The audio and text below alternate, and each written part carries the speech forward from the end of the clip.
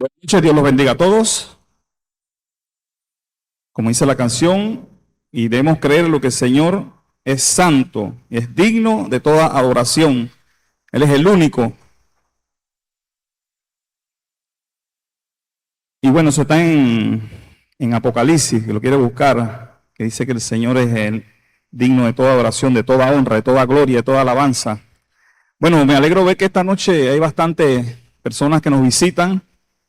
Vamos a poner que se pongan de pie las personas que nos visitan, así le damos la bienvenida a todos los que nos visitan por primera vez. Y vamos a la cuenta de tres y decirle un bienvenidos. Déjenme decirle que está en el mejor lugar que podrían estar, que es adorando al Señor, alabando al Señor. Y esta noche creo que el tema va por ahí, y principalmente a las personas que todavía no conocen al Señor. Bueno, los que también lo conocen, estas palabras son importantes de lo que vamos a hablar el día de hoy. Y yo quiero que vayamos todas nuestras Biblias a Primera de Tesalonicenses 4:16. Primera de Tesalonicenses 4:16. Cuando lo tengan, me dan un fuerte amén. Bueno, yo creo que son muy rápido buscando, así que denme un chancecito ahí a la gente que es más lenta por ahí. La hermana Doris es una experta ahí. Así que, bueno, igualmente acá lo van a estar poniendo acá en la pantalla. Primera de Tesalonicenses 4:16. Bueno, nos ponemos de pie en reverencia, en respeto a nuestro Señor. Y primero quiero orar antes de empezar, para pedir la guía y la dirección de nuestro Señor antes de empezar. Señor, te damos gracias, Padre, por esta noche de hoy. Te damos gracias, mi Dios, por todos los hermanos que nos acompañan, también por esas personas que por primera vez vienen a esta nuestra iglesia, que es tu casa, casa de oración, Señor. Te damos gracias, Padre, por todo lo que nos da, Señor. Como dice tu palabra, que no olvide el alma mía ninguno de tus beneficios, Señor, y por los cuales debo darle gracias, mi Dios.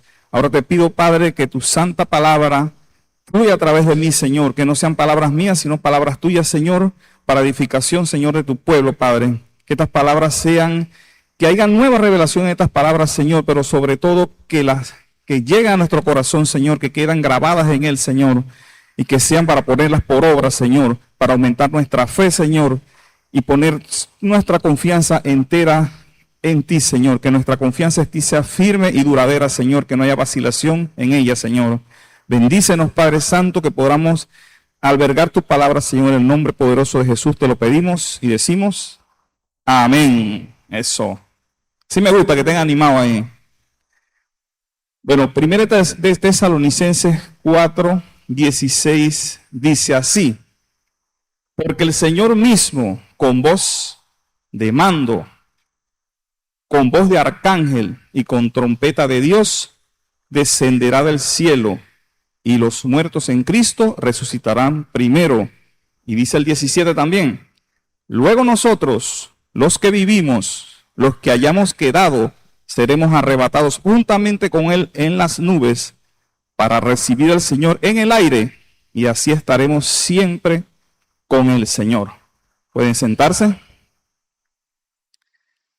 Bueno, le he puesto por título a esta prédica: ni te apures, ni te duermas. Ni te apures, ni te duermas.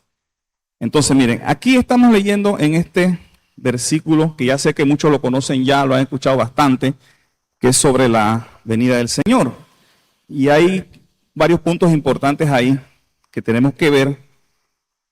Y vemos que, voy a poner unos varios puntos ahí, ¿no? Aquí en este punto donde dice que el Señor mismo en la parte dice trompeta de Dios, muchos nos imaginamos que va a sonar una trompeta de arriba, ta, ta, ta, ta, y el Señor va a venir. Pero no, eso es lo que no quiere decir eso. En la Biblia se usan muchas similitudes con lo que vivía la gente en aquel tiempo. Y lo que se veía en ese tiempo, y todavía se usa, es la trompeta para dar instrucciones en el campo de batalla. Eso se usaba y se usa todavía. Yo estudié en una escuela de oficiales, para muchos que lo saben ya, y yo tocaba el clarín. Entonces, cada vez que había una formación, había que tocar el clarín para formar. Habían unas formaciones que ya estaban establecidas ya el horario. Ya yo sabía que a tal hora tenía que tocar para la formación en la mañana, tal hora, pero bueno. Pero en ese transcurso, pues llega un oficial y decirme a mí, allá decían clarín, decía era corneta. Me decía, corneta, toca formación. Yo obedecía y tocaba. La corneta que yo tocaba, todo el mundo lo obedecía, pero yo no tenía esa autoridad. La autoridad lo tenía el oficial que me estaba diciendo a mí que tocara. Y a veces cuando yo tocaba fuera de horario, venía otro superior y me preguntara, ¿quién te ordenó tocar formación? Y yo le decía, comisario.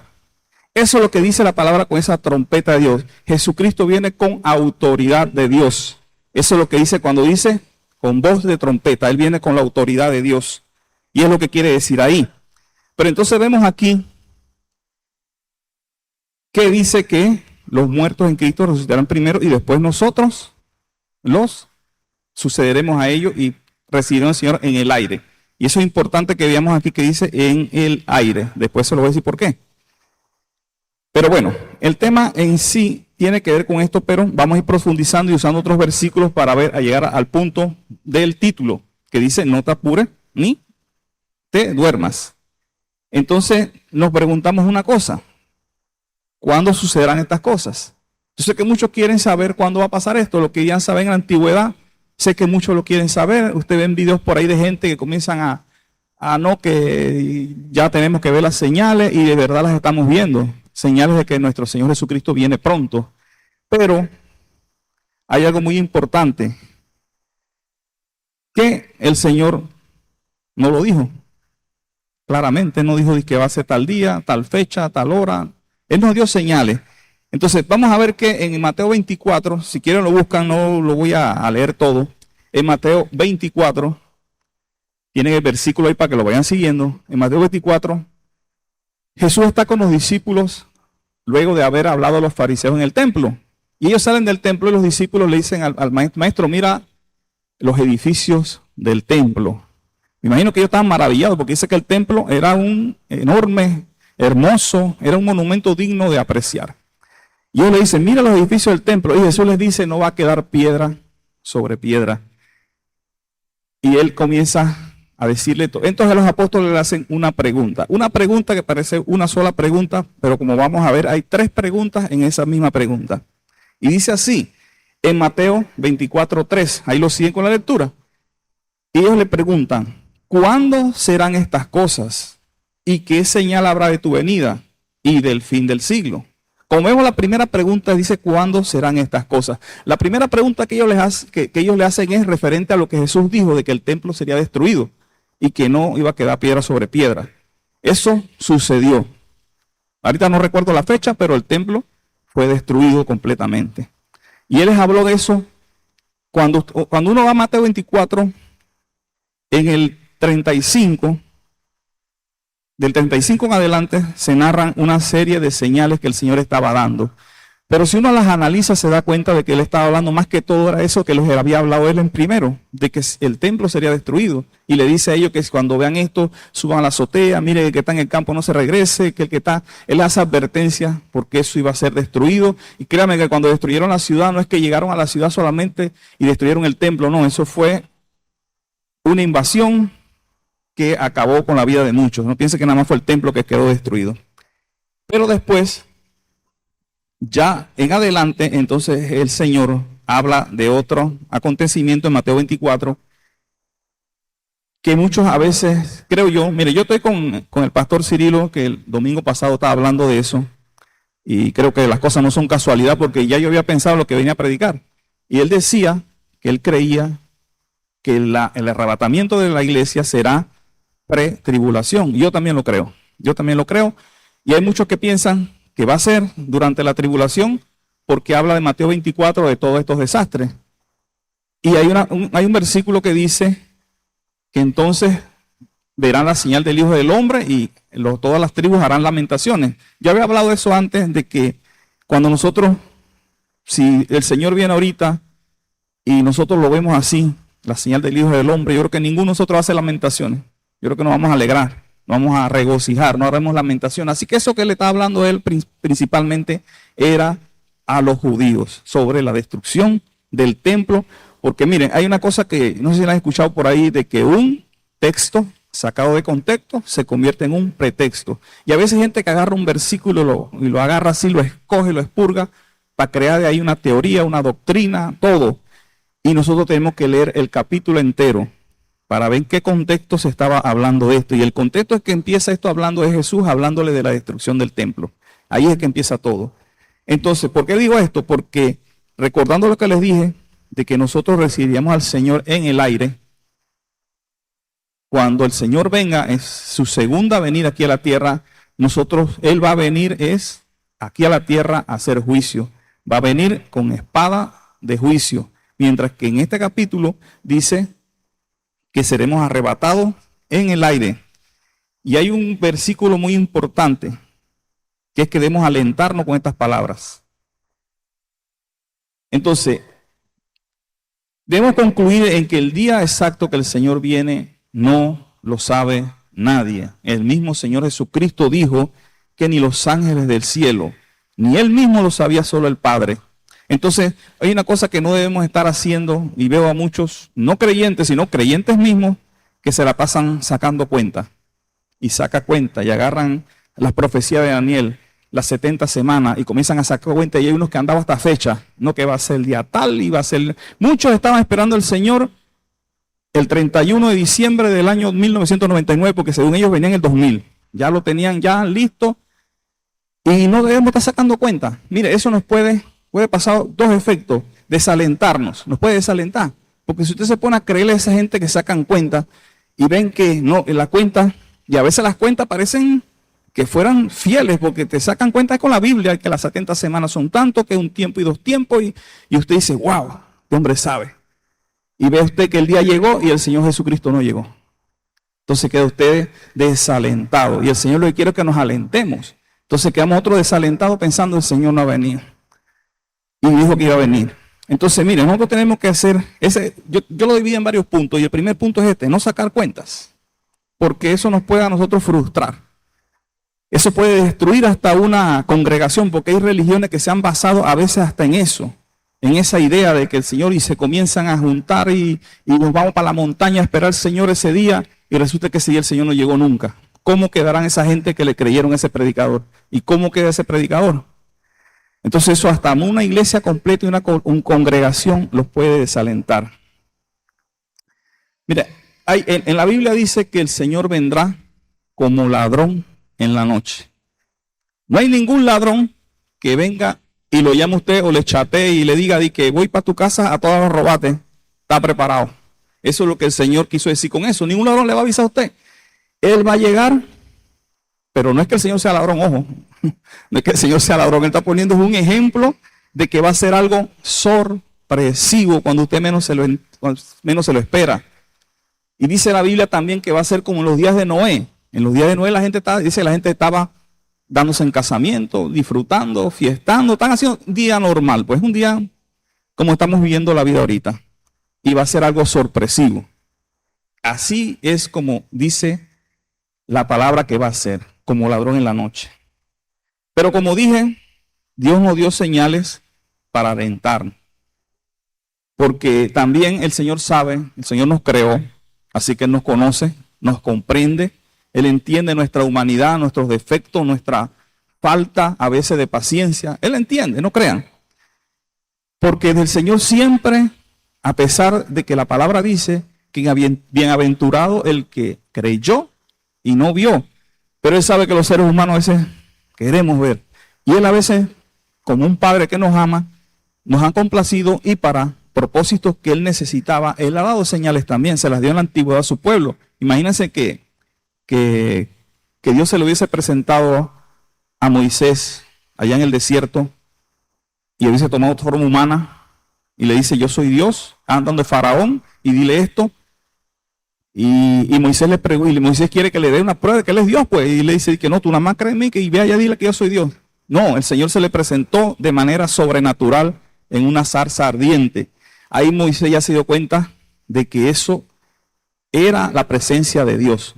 Entonces Dios así mismo dio señales después. Cristo mismo resucitó muertos, sanó enfermos imposibles de sanar, Él los sanó. Así que Él nos dio señales de su poder y asimismo nos dio señales de su venida para que no entráramos tampoco también en ese desaliento. Y todas esas señales están muy claras.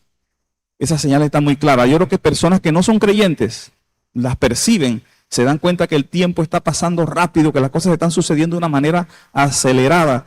Las mismas personas en Hollywood que hacen películas, a todas las películas que son, le ponen de que el apocalipsis, porque ellos mismos se han dado cuenta que hay muchos eventos que están sucediendo que no son naturales, que no son normales, que la Biblia los narra y que están ahí.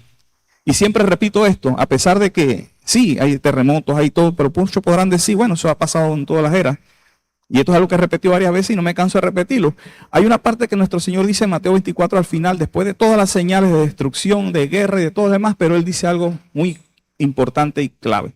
Y dice, y será predicado este evangelio de salvación a todas las naciones para testimonio. O sea, nos damos cuenta y nos ponemos a pensar, y que todavía está así como medio dudoso, porque siempre hay personas a veces que están ahí como que pónganse a pensar en algo. ¿Cómo Jesucristo tanto tiempo antes pudo predecir que el evangelio se iba a predicar en todo pueblo, en toda nación, de todo el mundo? No hay rincón del planeta donde yo creo que alguien no haya escuchado hablar de Jesucristo. Creo que no existe, porque allá hay hombres valientes, mujeres valientes, que han ido allá hasta donde están los indígenas que dicen que se comen a la gente y han ido allá a predicar de Cristo.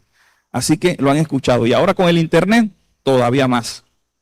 Así que esto es una señal que yo creo que es la más clara, porque existen muchas religiones. Hay religiones bastante, pero no hay otra como el cristianismo. El cristianismo se propagó por el mundo y en vez de retroceder lo que está es avanzando, y entre más lo persiguen, más avanza. Es algo sobrenatural. ¿Quién lo cree? Es así, es sobrenatural. El que no lo quiera ver es porque es, como dice la palabra, dice el necio en su corazón, no hay Dios. Hay que ser necio para que no quiere verlo. Entonces, como dije, ahí mismo en 1 Tesalonicenses dice, alentaos con estas palabras. Debemos alentarnos los unos a nosotros y hablar de esto. No tener vergüenza de creer que el Señor va a venir y nos va a llevar a nosotros. Aunque nos quieran decir loco, nos quieran decir lo que queda, créalo porque es así. Entonces, en esto también debemos estar claros que no debemos esperar la última hora para prepararnos.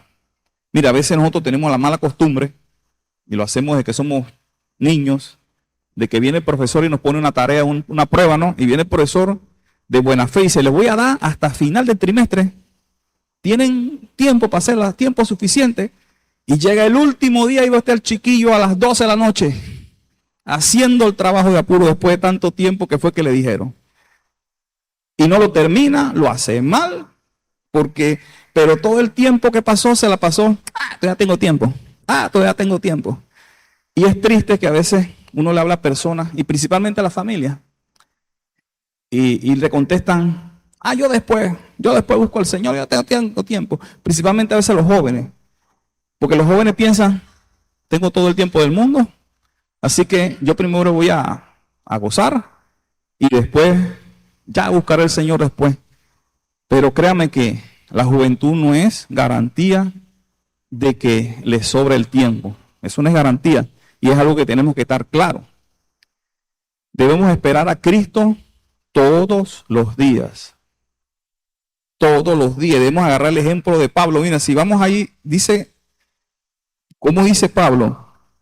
Luego nosotros los que vivimos, los que hayamos quedado, seremos arrebatados. O sea, Pablo estaba esperando al Señor. El Señor se acababa de ir, acababa de morir, acababa de irse. Pero Pablo no se puso a pensar, no, el Señor se acaba de ir, así que no creo que venga todavía. Debe demorar. Él estaba esperando al Señor en cualquier momento, porque Él lo dice, nosotros los que estamos vivos nos seremos arrebatados. Mire, se estaba incluyendo, porque Él estaba con la promesa, Él estaba esperando al Señor el momento que fuese.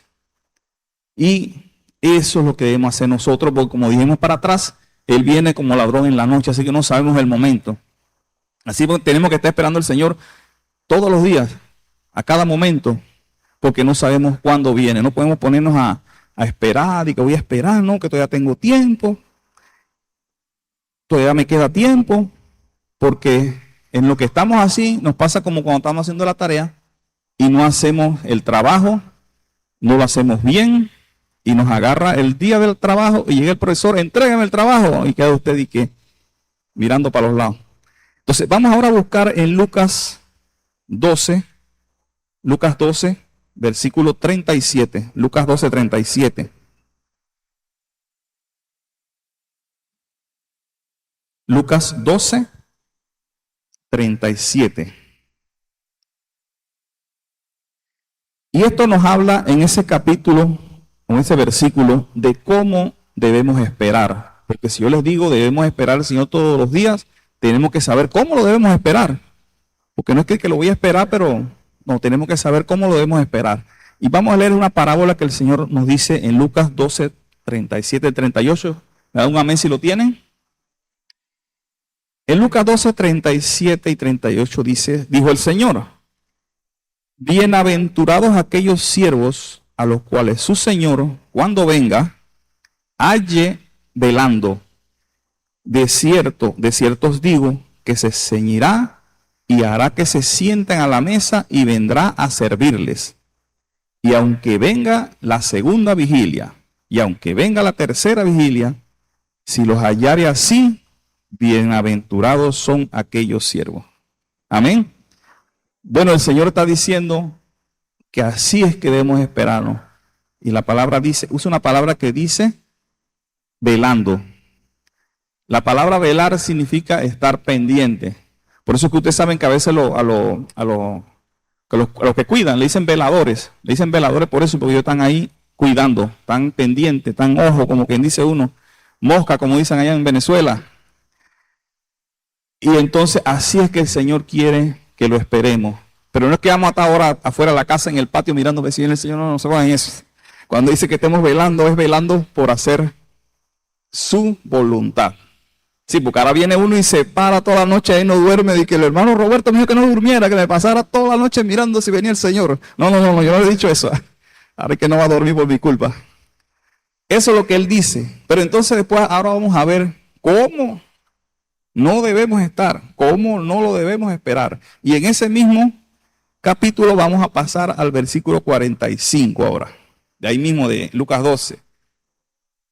Y dice así: mas si aquel siervo dijera en su corazón, mi señor tarda en venir, y comenzaré a golpear a los criados y a las criadas, y a comer y beber y embriagar, vendrá el señor de aquel siervo un día, que éste no espera, nuevamente, cuando no lo espera, como la oró en la noche, recuerden, cuando éste no espera, dice, y a la hora que no sabe, vuelve y se repite, y le castigará duramente, y le pondrá con los infieles. Y dice entonces el 47. Miren, esto es importante.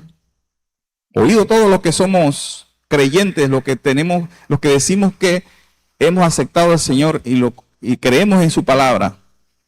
Aquel siervo que conociendo la voluntad de su Señor, y eso me lo da para mí también, porque uno cuando habla para uno y habla para los demás. Así que me estoy hablando a mí y escuchen ustedes.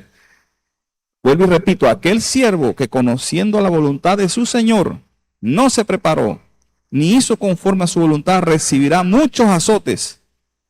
Mas el que sin conocerla, o sea, la voluntad, hizo cosas dignas de azote, será azotado un poco, dice. Porque todo aquel a quien se le haya dado mucho, mucho se le demandará. Y aquel que mucho se le haya confiado, más se le pedirá.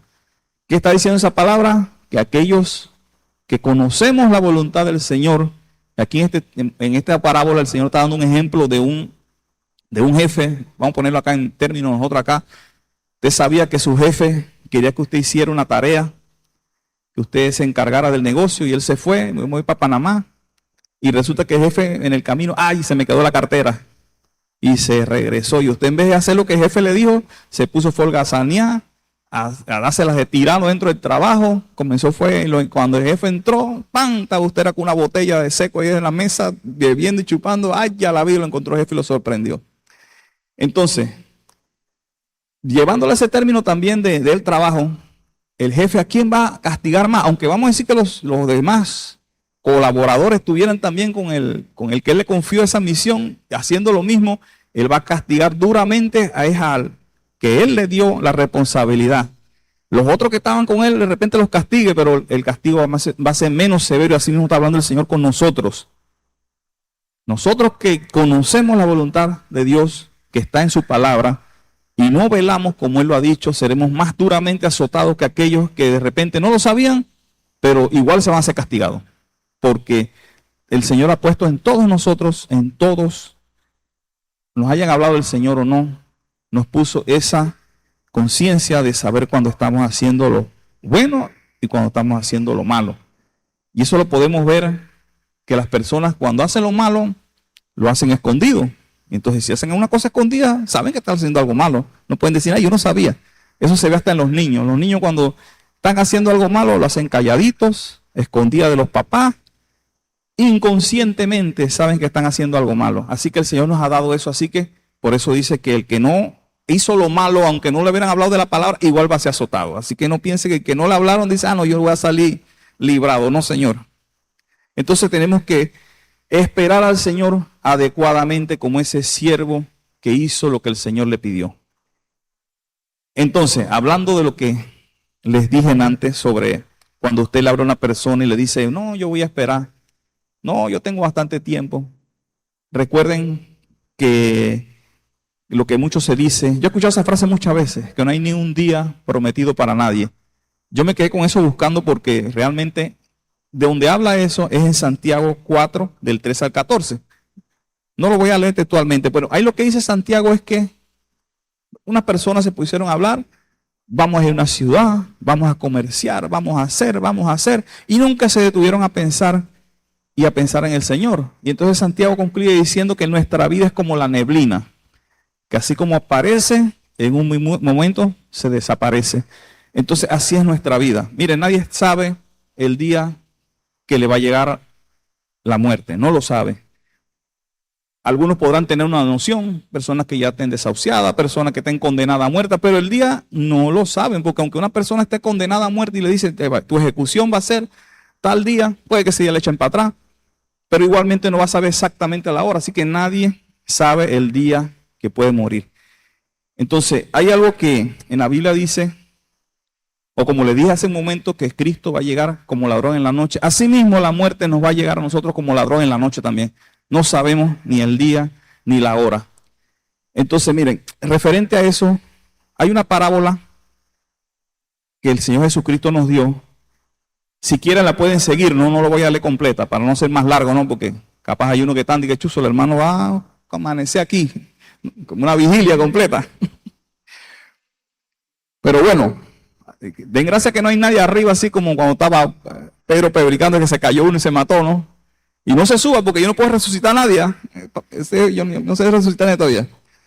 Así que bueno, es la parábola. Ese está en Lucas 16, del 19 al 31, en que lo quiera seguir o que lo quiera leer después. Que es la parábola de Lázaro y el rico, que está en Lucas 16, del 19 al 31. Entonces, hablando así en grande, haciendo un resumen, era un hombre rico que no tiene nombre, solamente dice un hombre rico, y un hombre que sí le pusieron la mano a Lázaro. Entonces dice que el rico tenía abundancia, por supuesto, tenía comida, tenía de todo. Y Lázaro era un mendigo, estaba enfermo y decía que anhelaba comer, saciarse de las migajas de este hombre rico. Entonces, podemos ver dos aspectos ahí, o dos diferencias entre ellos dos. Este hombre era rico y tenía alimento suficiente, pero nunca, según dice aquí, hizo misericordia con Lázaro. No lo hizo. Y Lázaro, por otro lado, anhelaba comer de las migajas del rico. Pero hay de notar que él solo anhelaba tener eso, pero no dice que se metió a la casa a robarle comida, ni hizo nada para quitarle la comida que él tenía. Él solamente anhelaba que este hombre tuviese misericordia y le diera comida. Y algo muy importante después, ambos murieron. Y eso es algo que debemos tener claro. Rico, pobre, todos en un momento dado, si no ha venido nuestro Señor, vamos a morir.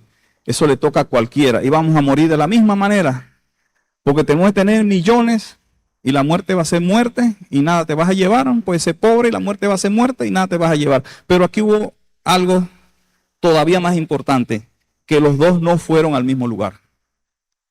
Y quiero que estén claros en algo, no quiere decir que ese hombre rico fue al lugar de tormento por ser rico. Porque yo un tiempo lo creí que era así, porque así me lo enseñaron. Que el hombre era porque era rico. Y Lázaro fue al seno de Abraham porque era pobre, entonces los pobres van para el cielo y los ricos van para el infierno. Y eso no es así. Y eso es algo peligroso que muchas veces comienza la gente a alimentar el odio entre ricos y pobres, y eso no es de Dios. Porque si fuese así, entonces tuviésemos que odiar a Job, por ejemplo, porque la Biblia dice que Job era un hombre rico que tenía no sé cuántas yuntas de buey. Era un millonario de esta época. Entonces tendríamos que odiar a Job. Y Job, después de tantas calamidades que le pasó, Dios le multiplicó esa riqueza. Entonces ya tuviéramos nosotros, hay que odiar a Job y Job para el infierno porque Job era rico. Y no es así. No fue por eso que pasó. Ni tampoco, porque yo primero lo pude haber analizado así, de que quizás fue porque él no hizo misericordia con Lázaro. Pero tampoco es así. ¿Y por qué no es así? Porque entonces estaría contradiciéndose lo que dice la palabra. Porque la palabra dice que la salvación es por gracia. Y que esto no es de nosotros, sino es don de Dios, para que nadie se gloríe. Entonces tampoco fue por eso. Ahí lo único que está haciendo el Señor es dando como un ejemplo de lo que pasa en la vida. Que hay personas que no hacen la voluntad de Dios durante su vida, se la pasan, como dicen, no están velando y están haciendo todo lo que no deben hacer. Hay otras personas que aunque no, quizás, aquí no habla si Lázaro era creyente, si Lázaro era devoto, no lo dice, simplemente está hablando del sufrimiento del pueblo, del sufrimiento de la mayoría de las personas, y están diciendo dos cosas que son fundamentales en aquella época y todavía, que son la alimentación y la salud. Lázaro estaba padeciendo de las dos cosas. Y vamos ahora que cuando ellos están en esos lugares separados, Lázaro en el seno de Abraham, que muchos estudiosos de la Biblia dicen que eso era como una especie de paraíso que había para las personas que habían caminado con el Señor o en los caminos del Señor, que estaban ahí esperando, porque, como ustedes saben, para la única manera que nosotros tenemos entrada al cielo es a través del sacrificio que hizo nuestro Señor Jesucristo. Amén. Entonces, esas personas no podían ascender al cielo porque Jesucristo todavía no había dado su vida en la cruz. Y muchos dicen que eso puede haber sido, no estoy diciendo que sea así tajantemente, podría haber sido de que esas personas que estaban allí, entre ellos el Lázaro, estaban esperando a que nuestro Señor Jesucristo entregara su vida y tener ellos entonces el acceso a los cielos. Pero los otros estaban ahí en un lugar de tormento. Muchos dicen que esa es prueba de que el infierno existe. Ustedes saben que hay cristianos que no creen en el infierno, ¿lo sabían? Bueno, hay cristianos que no creen en el infierno, dicen que el infierno no existe. Pero no vamos a hablar de eso ahorita mismo. Lo que vamos a hablar es de que Lázaro, mejor dicho, el rico lo ve a Lázaro allá y le dice que lo mande acá a que le moje la lengua porque estaba sufriendo mucho, se estaba quemando vivo prácticamente. Pero ahí hay algo que le dice a Abraham, que hay una cima, un abismo que los separa. Y ni él puede ir allá a donde está Lázaro, ni Lázaro puede estar donde está el rico. O sea, no se podían ir ni aquí ni allá. Bueno, asimismo hay algo que nos separa de las personas que murieron. Ni ellos pueden regresar, ni nosotros podemos ir a donde están ellos. Porque él le dice, bueno, si él no puede venir donde estoy yo, entonces mándalo a que le hable a mis familiares para que no caigan aquí donde estoy yo. Y él le dice, ahí tienen a Moisés y tienen a los profetas.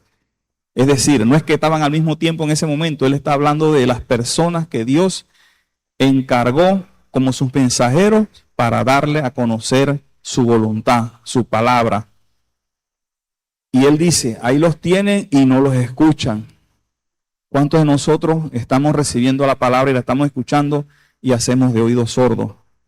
Y no hacemos caso y nos hablan y le decimos a veces, y tristemente a veces en nuestra propia familia, no, ya no quiero que me hables de eso. O le hablas tú del tema y te cambia la conversación y el tema para que tú no le sigas hablando. Así mismo él después le dice, bueno, entonces que lo manda que resucite para Lázaro, porque si ven a alguien que regrese de los muertos, la gente va a creer. Y él le dice, ni aunque regrese uno que haya resucitado le va a creer. Él se estaba refiriendo a Cristo. Cristo resucitó entre los muertos y ni así. Hay gente que no siguió creyendo. Porque ese hecho de cuando Cristo regresó, en la Biblia dice que hubo mucha gente que fue testigo después de que lo vieron nuevamente. Y qué mayor testimonio, porque mire, si hay alguien que ve algo o inventa una mentira, la mentira dice que tiene patas cortas, dice la gente. Y la mentira llegó hasta ahí. Pero muchos testigos lo vieron. Y la prueba de que esos testigos son fieles y dignos de creer fue que se empeñaron aún más y hasta dieron la vida por eso que ellos vieron. ¿Y quién da la vida por una mentira? Eso tiene que ser algo, a menos que la mentira sea tan grande que tenga vergüenza, pero yo solo quizás lo haga. Pero todo una muchedumbre que se fue extendiendo y daba su vida porque no podían negar lo que vieron. Aunque le dijeran que estaban locos, ellos no podían aceptar esa mentira de que fueron que se robaron el cuerpo, no, porque ellos lo vieron. Entonces, si no creen en eso, ¿cómo van a creer? Entonces, ¿qué reflexión saco yo de esto? Que no debemos esperar, que debemos esperar a nuestro Señor velando, porque cuando una persona muera, se acabó la oportunidad. No crean eso de que le van a hacer rezo de 9 noches, de que le van a hacer misa de cabo de año y que le van a pagar una misa especial para sacarlo del purgatorio. No, eso son cosas que son falsas. Nuestra oportunidad es ahora. Es ahora, porque como dije, no sabemos el momento en que el Señor va a venir, así que es ahora. Siempre debemos estar, no es que voy a esperar más tarde porque no sabemos y cuando muramos nadie nos va a salvar. La salvación es personal. Cada uno de nosotros debe hacer en primera instancia lo que dijo aquel que preparó el camino del Señor, que fue Juan el Bautista. Él pregonaba siempre: arrepentidos, arrepentidos. Es la primera que tenemos que hacer, arrepentirnos y después buscar al Señor de corazón. Mire, el Señor nos puso las cosas fáciles. Antes el pueblo de Israel tenía un sinnúmero de leyes y mandamientos. No los inventaron ellos, el Señor les dio, sí les dio los mandamientos y les dio el libro de la ley. Que el libro de la ley no solo hablaba de cuestiones que tenían que ver con la moral, ahí había hasta cosas sanitarias, había de todo en la ley del Señor. Era porque Él tenía que sustentar a esa nación con leyes. Es como si fuese, vamos a ponerlo como si fuese la constitución de Israel. Eso eran las leyes, era la constitución que ellos tenían, era una constitución teocrática, claro, teo de Dios y crática porque vino de Dios, pero era una constitución por la cual ellos se reían. Pero el Señor llegó después y resumió las cosas en 2 mandamientos nada más. Y Él nos dijo a nosotros que ahí es donde nosotros debemos saber cómo esperar al Señor. Y Él dijo, el primer mandamiento, ¿cuál es? Amarás al Señor tu Dios con toda tu mente, con todo tu corazón, con toda tu alma. Y después dijo algo muy importante. El segundo es similar a este. Miren. Y dice, amarás a tu prójimo como a ti mismo. Y Él dijo, aquí están todas las leyes y los profetas. Entonces, ¿el Señor qué quiso decir con eso? No hagamos mal. No hagamos el mal que no nos gustaría que nos hicieran a nosotros, no se lo hagamos a otros. El bien que podemos hacer a los demás y que nos gusta que nos lo hicieran a nosotros, hagámoselo a los demás. Y Él dice otra cosa. Si alguno de ustedes dice que ama a Dios y no ama a su prójimo, es un mentiroso. Porque ¿cómo puede amar a Dios que no lo ha visto si no ama a su prójimo que lo tiene ahí al lado? Y aquí vamos a donde Lázaro. Ese rico estaba, Lázaro dice que estaba a la puerta de él. No estaba por allá, no estaba en su puerta. Y jamás hizo misericordia a pesar de que tenía y le dio algo. Y en la Biblia habla de un rico, pero eso también lo podemos hacer nosotros que no somos ricos. Porque en el momento que ustedes, pudiendo hacer algo por una persona que lo necesita y no lo hace, está actuando igual que ese rico. Porque rico es el que tiene mucho, pero usted, si usted tiene más que una persona que no tiene nada, usted es como si fuera rico.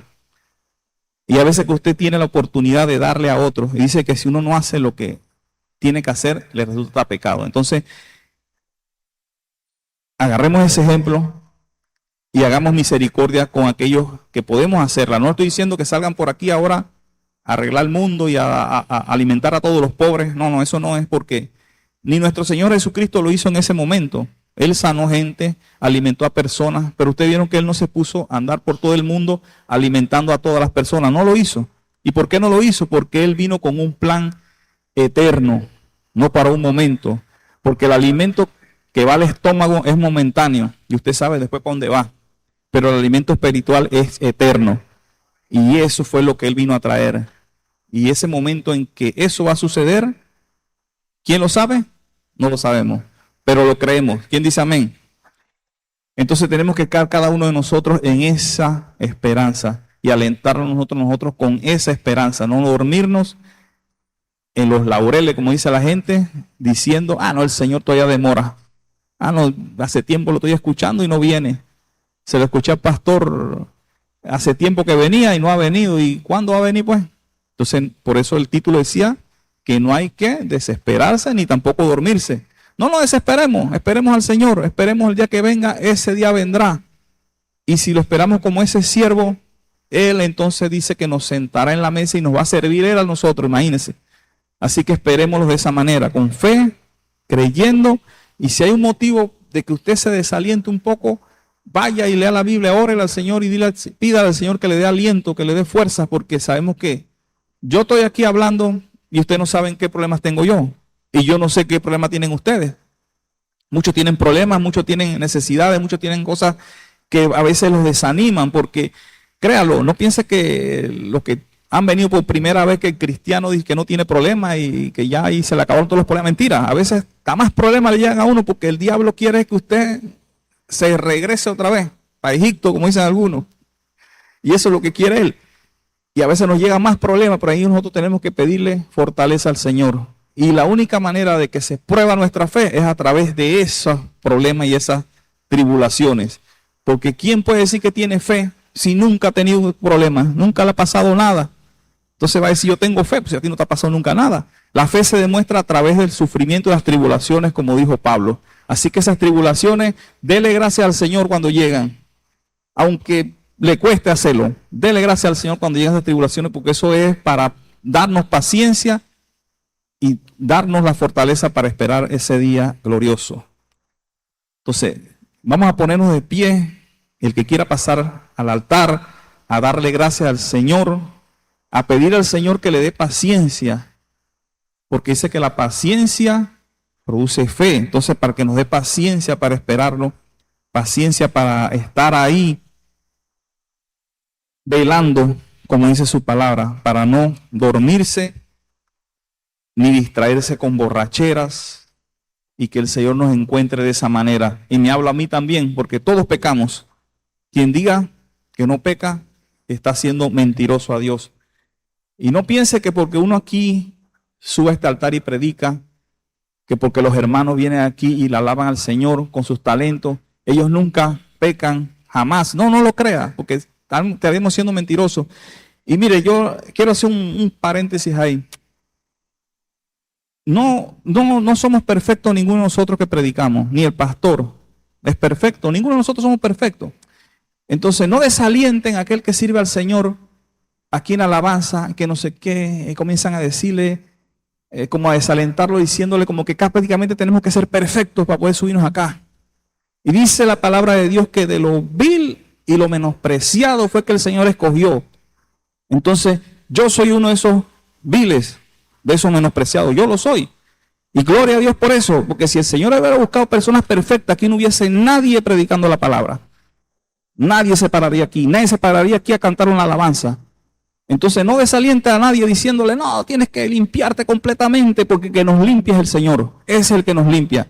Y cada vez que usted salga, lo que tiene que pasar, ponerse de rodilla aquí o en la casa y pedirle perdón al Señor. Eso es lo que el Señor nos ha dicho. Así que todo el que quiera pasar aquí adelante puede hacerlo. No es que aquí haya un lugar, el lugar santísimo donde esté la presencia, sino la presencia está al lado, pero solamente el que quiera pasar puede hacerlo. Y vamos a orarle al Señor. El hermano, vamos a orarle al Señor. Vamos a cerrar nuestros ojos para concentrarnos, para que no haya ninguna distracción que nos saque de ese momento de intimidad con nuestro Señor.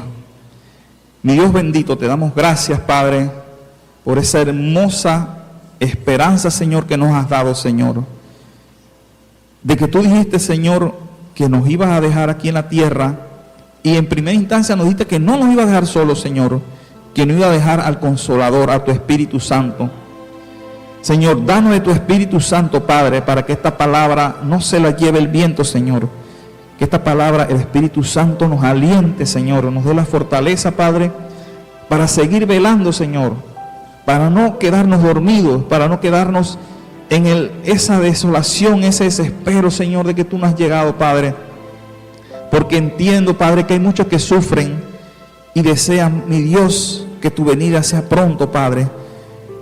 Pero tú no es que te retardas, como dice tu palabra, como algunos tienen por tardanza, sino que tú estás teniendo misericordia por muchos que todavía no te han conocido, Señor, y que quiere que también te conozcan, Padre. Danos, Señor, ese Espíritu Santo en nuestros corazones, Señor, que nos den la fortaleza para seguir luchando, para seguir batallando, para seguir velando, Señor. Que tu Espíritu Santo nos guíe, que tu Espíritu Santo nos aliente, nos consuele, Señor, porque como dice Él, es el Consolador. Así que te pedimos, Señor, que esta esperanza que tenemos en ti, mi Dios, no vaya mermando, Señor, sino que se vaya fortaleciendo, Señor. Que cada uno de nosotros esté convencido de que tú vienes, Señor, y que vienes pronto, mi Dios. No importa el día, no importa la hora, tenemos que esperarte, Señor, con júbilo, con anhelo, Señor. Como aquel niño, Señor, que espera una promesa de su padre. Así mismo tenemos nosotros que ser, como dijo el Señor, como niños, que cuando nuestro Padre da una promesa, ellos la ven como cierta, Señor, pero en ti tenemos la confianza de que tú no eres hombre para mentir, ni hijo de hombre para arrepentirte, que tus promesas son sí y son amén. Y en eso debemos estar confiados, Señor, en que tú no mientes, Padre, en que tú vas a venir ese día, Señor, y será un día glorioso, un día cual no habrá jamás, Señor. Y te pedimos que nos dé esa fortaleza para no dormirnos, Señor. Toca también los corazones de aquellos familiares, Señor, a los que les hemos hablado, Señor, y que se han resistido, Padre, a tu voz, Señor, porque no es nuestra voz, Señor, es tu voz, Señor, que ha hablado a través de tu palabra, Señor. Dale, Señor, ese corazón sensible para que tu Espíritu Santo pueda trabajar en ellos, Señor, para que pueda traerlos, Señor, a tu redil, Señor, y que se queden en él, Señor, que no se aparten de él, Padre. Toca los corazones de aquellos que se han descarriado, Señor, que han abandonado, Señor, que han apostatado de la fe, Señor. Tráelos de regreso, Señor. O sea esta iglesia, o sea cualquier iglesia donde se predique tu palabra, que se predique la sana doctrina, pero llévalos nuevamente, así como ese pastor fue por aquella oveja que se había ido, Señor, y la trajo de vuelta. Así mismo trae a aquellas personas que nosotros, por cariño, por afecto personal, que son nuestra familia, nuestros amigos, hemos orado tantas veces, le hemos hablado, Señor. Toca sus corazones, Señor, porque nosotros podemos llevar tu palabra, pero es tu Espíritu el que convence, es tu Espíritu el que transforma, Señor. Es el único que puede transformar la vida de ellos, Señor. Por eso te pedimos, Señor, que tu Espíritu Santo, Señor, habite esta iglesia, habite este pueblo, Señor, que nos dé amor los unos por los otros, que amemos a nuestro prójimo de verdad, Señor, como tú has demandado, Señor. Que lo hagamos, Señor, porque tú diste 2 mandamientos solamente, Señor. Que te amemos a ti y que amemos a nuestro prójimo, Señor. Y así debemos hacerlo, Señor. Y lo demás queda, Señor, en tu infinita misericordia, Señor. En tu gracia, Señor. Porque ninguno de nosotros merecemos, Señor, que te hayas acordado de nosotros, Señor. Es tu gracia, Señor, lo que nos lleva hacia ti, mi Dios. Es tu gracia, no es nada de lo que podamos hacer, no es nada de lo que nosotros podamos pretender, que somos buenos, que somos los mejores predicando, que somos los mejores cantando, que somos los mejores orando. No, es tu misericordia, Señor, solamente tu misericordia, Señor. Por eso te pido, Señor, ten misericordia de nosotros, Señor, ten piedad de nosotros, Señor. Nos humillamos, Señor, ante ti, Señor, porque sabemos que tú eres digno, Señor, de toda honra, de toda alabanza. Solo tú, Señor, eres digno de ser adorado, Señor. Te damos las gracias, Señor, y te lo pedimos, Padre, en el nombre poderoso de tu Hijo Jesucristo, nuestro Señor y Salvador. Y el pueblo del Señor dice, amén. Que el Señor los bendiga.